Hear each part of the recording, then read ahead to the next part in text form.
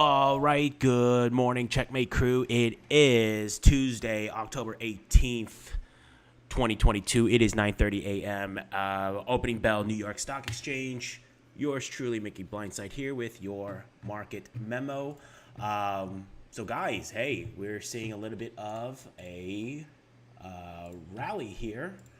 It is options expiration week after all. We've been saying that there's a lot of in the money puts, and I said, hey, there is a decent chance that we get back to delta neutral, which is around this zone right here, 3,900 to 4,000 zone.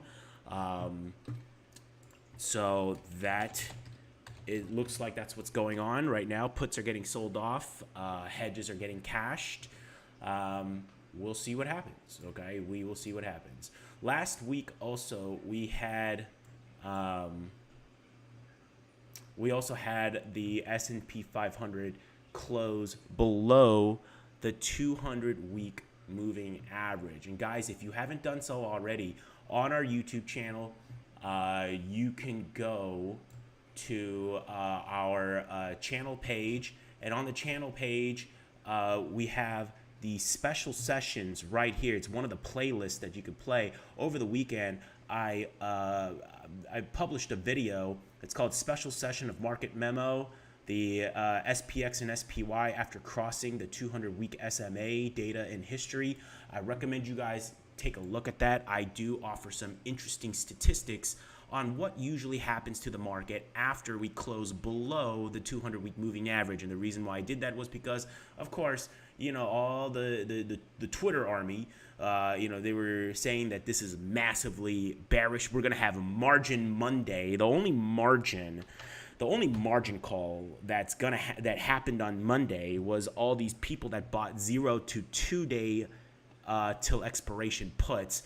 I think something like last week, 60% of all SPY options, SPY options, were 0 to 2 days till expiration. So those guys got wiped out.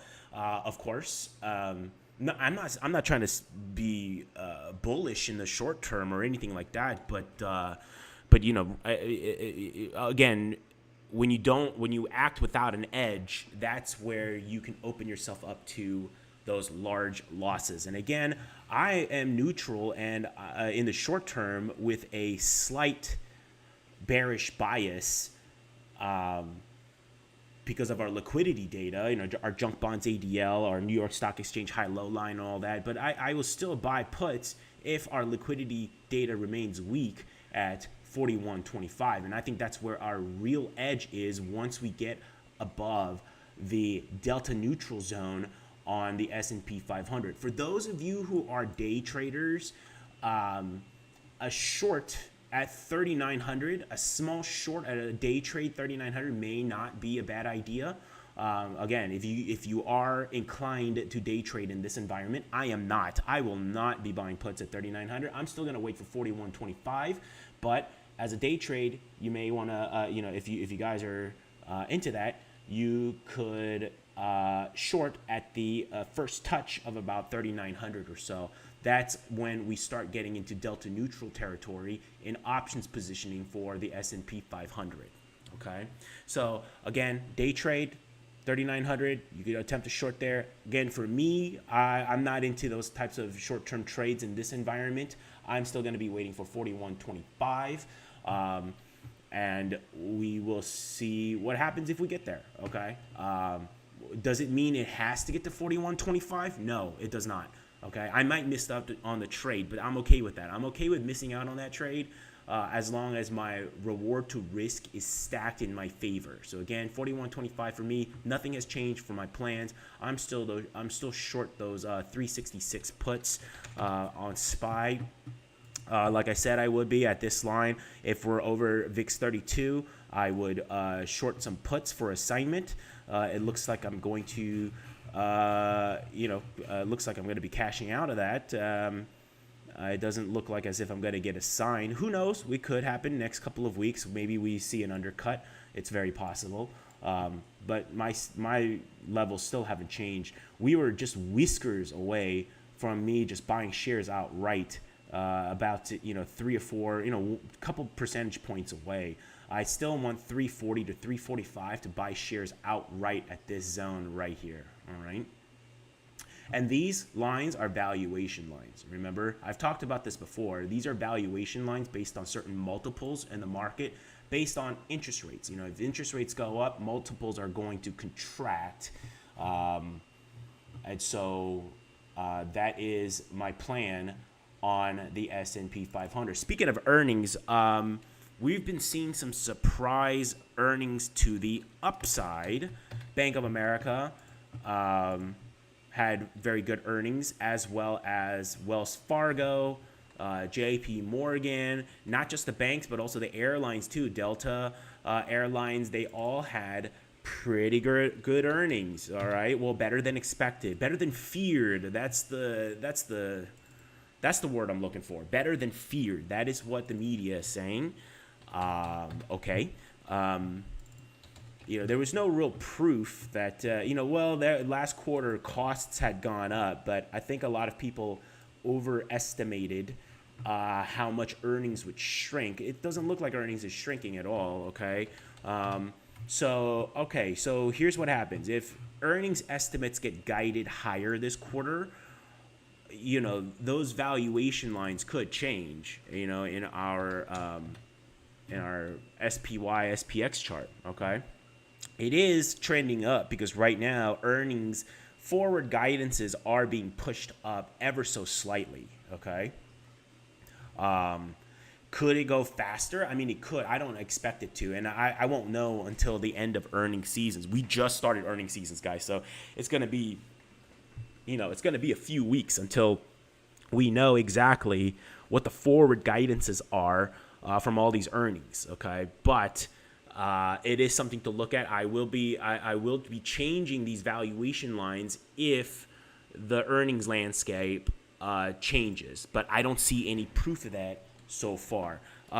For those of you who are short-term gamblers, if you guys, I do think that tomorrow, Netflix is reporting earnings tomorrow, or maybe today after the bell. So if you guys want to play an ER lotto, you can go ahead and do this. I am not. I'm staying away from all this stuff. I'm just going to act wherever I have a clear edge. Okay. Speaking of edge, let's go over our plans here. UUUU.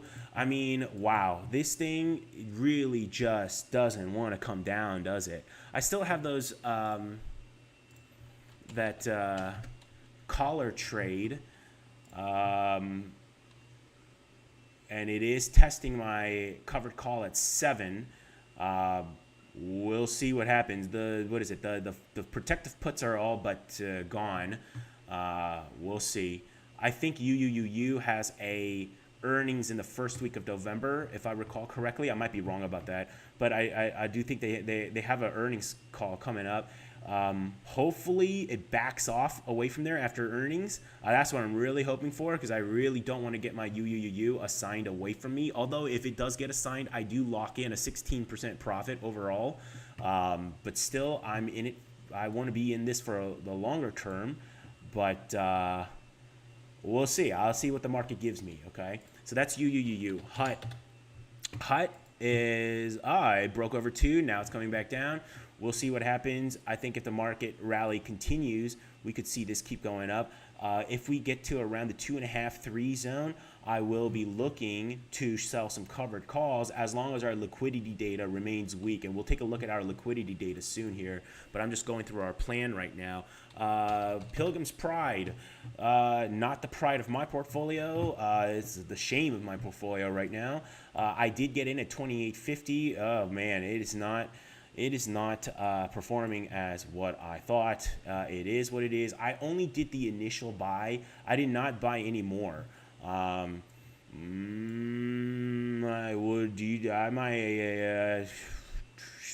I think I'm going to leg in some more or not? I have no idea yet. I did not think that it was going to come down all the way like this. So we'll see. We'll see. Right now, my position is very small on PPC. We'll see what happens, okay, with PPC. All right. Some of our other plans that we looked at Ford. Ford, it looked like, for Ford, I didn't keep my discipline. I should have bought some shares right here, like I said I would, but I didn't. I got scared. Even all that bearish talk that got to my head, it even got to my head. It made me change my plans on some of these stocks. I don't know if Ford will see any lower levels. But I remember I told you guys after that news came out of their costs increasing that I may wait for the under 10, like around 9 or so.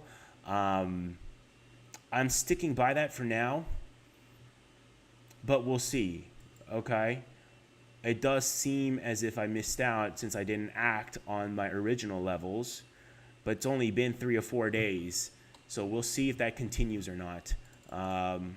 That's F. Intel, I don't want to buy Intel as long as TNX is still going up.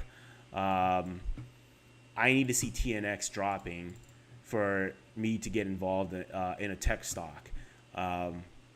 So my plans still haven't changed for Intel. For tech stocks, I'm waiting for our MOAB, the mother of all buy the dip signals from our liquidity data, before I act on this. All right.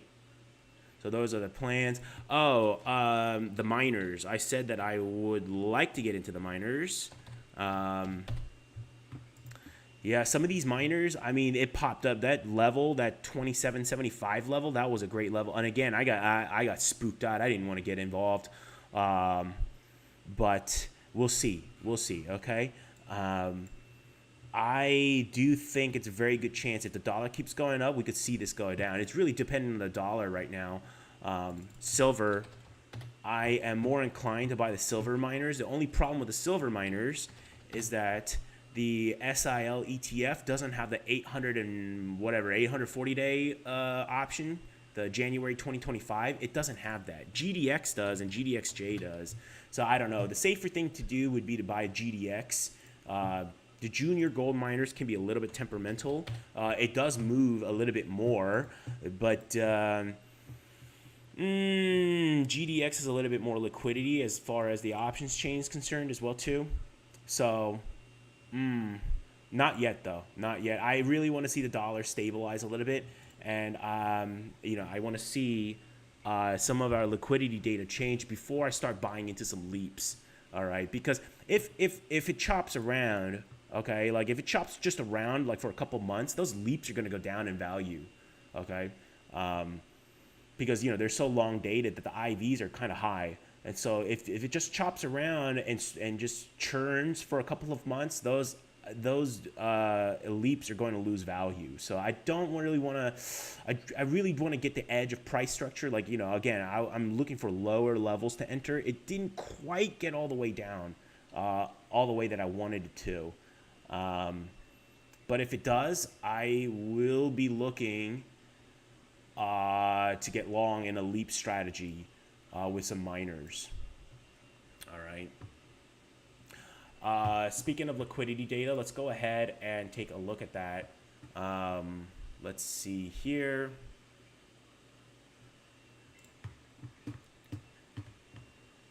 All right, TNX. I think this is still the chart of the day.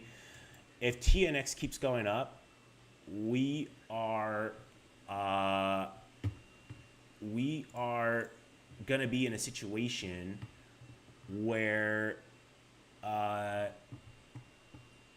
tech stocks will not be in favor. Okay, if this keeps going up, tech stocks are gonna keep coming down. All right, it's simple as that. Multiples shrink if this keeps going up. Now, if this comes down, I think all of the stock market will like that. Right now, this is the chart of the day. I've been saying this for like a week now. This is the chart of the day. TIP TLT, this is still marching higher. Okay, so I don't know what's going on, but the inflation expectations, it looks like it's going up. This going up favors the Dow over the NASDAQ. All right, and as evident in our growth to value chart, IVW, IVE, it's been trending down. So in this environment, generally we see Dow stocks doing better. Okay, So value stocks outperform when this is trending downward. So we're seeing that here. All right.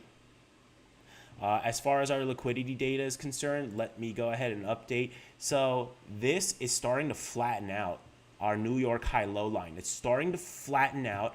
Actually, today it looks like our New York high-low is positive at the open. We haven't seen a positive open on the New York high-low for a few weeks now. So let's see if it becomes positive. If it starts curling up, that would be a positive liquidity signal, at least in the short term. The New York AD line has already come up for a couple of days. Also, our equal weighted S&P 500 actually never closed and never made a lower low. It actually made a higher low, and now it's springing back up. Okay. Junk Bonds AD line also finally made a positive advance yesterday by 293 issues. So we'll see. I mean, usually I like to see 4 days in a row before I say, okay, Junk Bonds ADL is improving. So it's day one. So let's see what happens for 3 more days. Okay, let's see what happens in the next 3 days. What's HYG doing right now at the open? HYG is gapping up. Okay, interesting.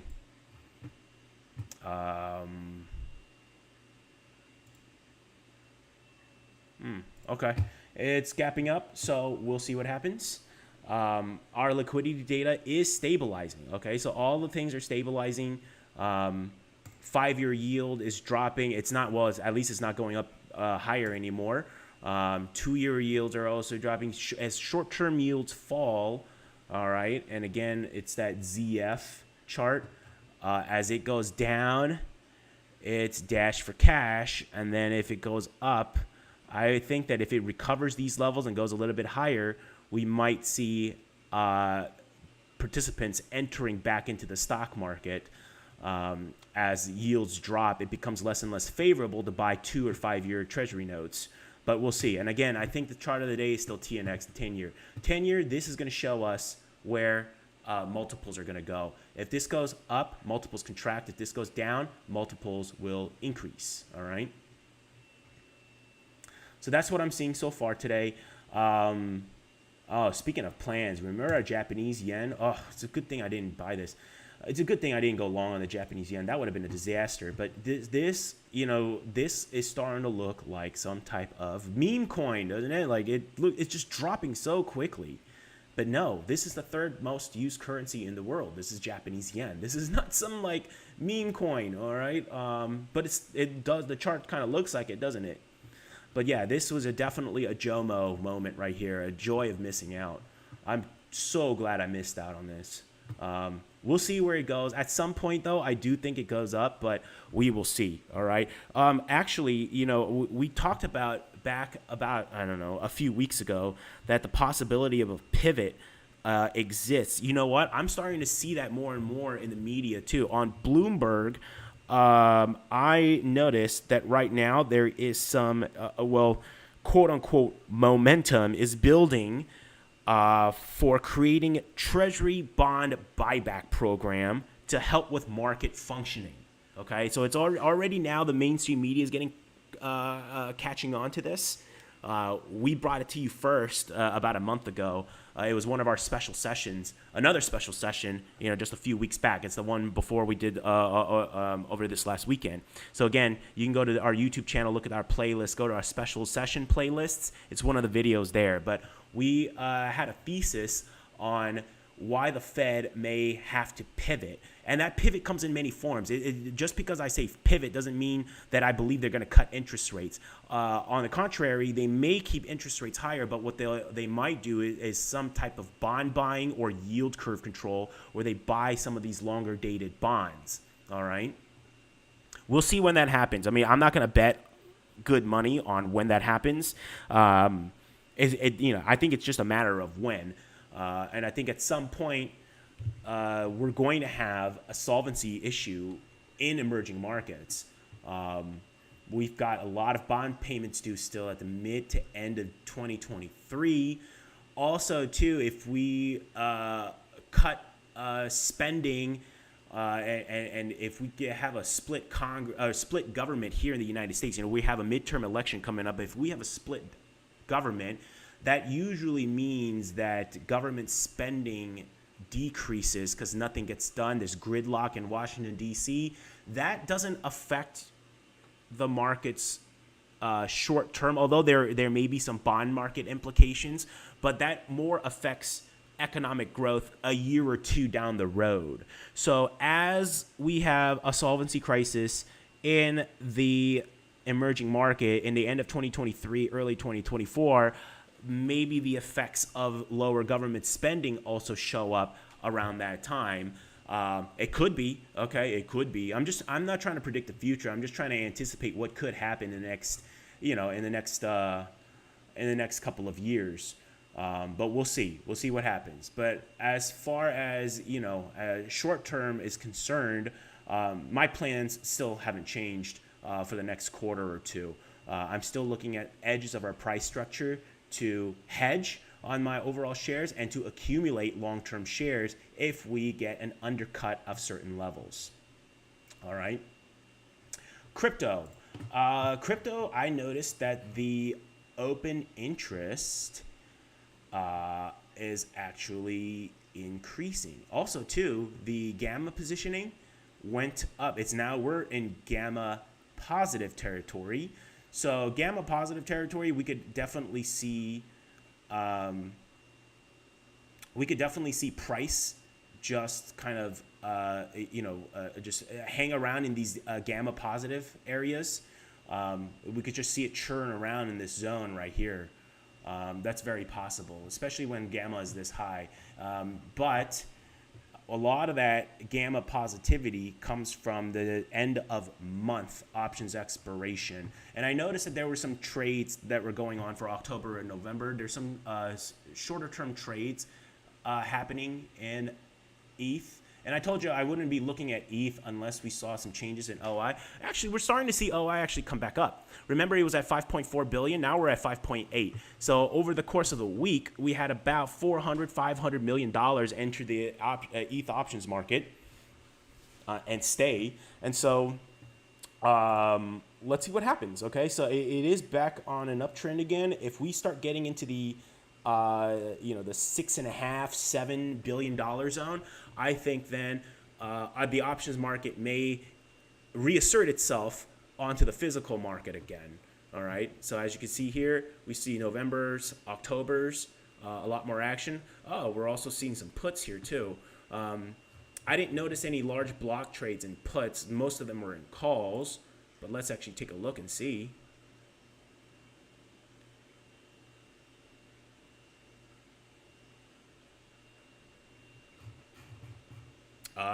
Deribit, shame on you. It was just working right before. Sometimes it does this. Deribit does this sometimes. Maybe there's a lot of people trying to log in. Could be. As markets go up, retail gets giddy and they want to get in on the action. Could be that. Well, hopefully it works tomorrow. Hopefully I can show you guys tomorrow. Yeah, well, Deribit's not working. Okay, so it is what it is. All right, but yes, OI is increasing though. All right, OI is increasing. All right, and we're starting to see a little bit more action in the November and October options chains. So we'll see what happens. Volume by expiration, yeah, November 25th. That seems to be a big volume zone. I was hoping to see if there was any block trades in there, but Deribit is not cooperating so far. Anything you guys want to look at? Today's a short day. It's OPEX in the S&P 500 world. We're already giving up some of the gains. Let's see what happens. I think I'm not going to be taking this trade, but if you guys want to be day traders, I think 3,900 right as we get to delta neutral. That might be a good day trade for some of you guys to short. But me, I'm going to wait for 41.25. That's where I'm going to buy put spreads 1 to 3 months out. Nothing has changed in that plan. I still have my short puts for assignment here at 366. I am going to buy shares outright at 340, 345 on SPY. And nothing has changed in that plan, okay? So that wraps up the morning memo today, and links are in our description. Our links to join our Discord is down there. Come be a part of a growing community. No sub fees, no paywalls. Is of the people, by the people, for the people. If you enjoyed our video, hit like, follow, subscribe, comment, show us some love, baby. I'll see you guys tomorrow at 9:30 a.m. at Market Open. Hope to see you guys there.